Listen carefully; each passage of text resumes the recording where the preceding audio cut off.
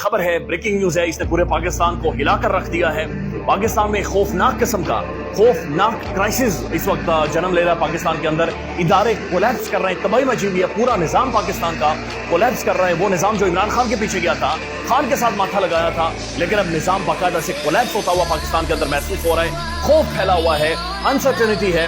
और supreme court के senior train जज ऑनरेबल जस्टिस इजाजुल एहसन साहब, मोस्ट रेप्यूट, एक अच्छी साख के मालिक जज, जिन्होंने 10वां बार चीफ जस्टिस ऑफ पाकिस्तान बनना है, उन्होंने इस्तीफा दे दिया है। अब वो जो इस्तीफा दे रहे हैं, इस्तीफे के अंदर वो खुलकर ये लिख रहे हैं कि मेरी अब ख्वाहिश ही नहीं है कि मैं सुप्रीम कोर्ट के अंदर काम करूं। यानी कि सीनियर ट्रेन जज, जिस बंदे ने चीफ जस्टिस ऑफ पाकिस्तान बनना है, वो ये कह रहा है, वो काजी फाइज ईसा की अदालत से और काजी फाइज ईसा साहब से इंतहाई नापसंदीदगी का इजहार करते हुए वो ये कह रहा है कि मैं अभी सुप्रीम कोर्ट के अंदर काम ही नहीं करूंगा।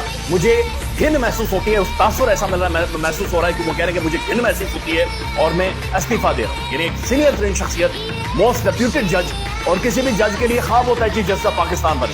पाकिस्तान की इंसाफ की सबसे बड़ी कुर्सी के ऊपर बैठे, वो 10वां बार बनने वाला था, लेकिन जस्टिस इजाजुल एहसन ने इस्तीफा दे दिया है और वो अपने घर चले गए, उन्होंने खुद को साइडलाइन कर दिया है। अब अहम तरीन बात यह है कि ये खबर सबसे पहले मीडिया के चंद लोगों को लीक की गई और उसके बाद पाकिस्तान के प्राइम टेलीविजन के ऊपर उनके खिलाफ एक कैंपेन शुरू हो गई। यानी खुलकर कैंपेन, उन्होंने राय फरार इख्तियार कर ली, उनके खिलाफ रेफरेंस आने वाले था, उनके खिलाफ शिकायत आने वाली थी, उनके ऊपर करप्शन के केसेस आने वाले थे। लेकिन यह अहम तरीन बात है कि पाकिस्तानी सुप्रीम कोर्ट के दो अहम तरीन जजेस 2 दिनों में इस्तीफे देकर अपने घरों को चले गए। ये अहम तरीन मामला है कि ये मामला तस्वीर में किस तरफ जा रहा है। एक तरफ कहा जा रहा है कि पाकिस्तान में जुडिशियल डिक्टेटरशिप कायम कर दी गई है।